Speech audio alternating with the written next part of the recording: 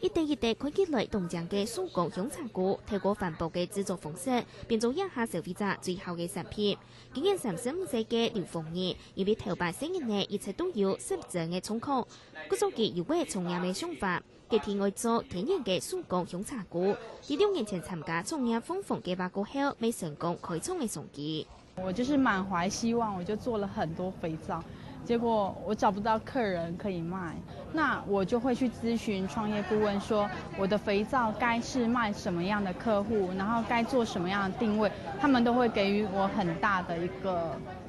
就是一個指導。冬天片的風景，比亞到香味的老皮件變到又醬又時尚。50歲正開始創業嘅爭議，未透過創業風風計劃實現呢自家嘅夢想。找不到工作，年齡大了找不到工作，被老闆廢掉了，然後蠻痛苦的。那我想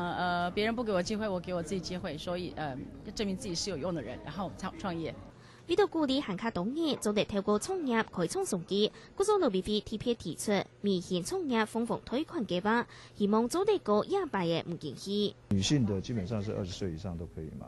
那麼男性的是中高齡，就45歲以上的。今年是把它增加了非自願性失業的人也可以，基本上它是2年就是免利息嘛，前2年，那麼它可以有100萬最高的額度。亞行計劃除了提供完整嘅諮詢服務，未有延續擴張老推款，希望鼓勵適應嘅民眾透過創業將危機變做轉機。學新聞彭志樂5月特別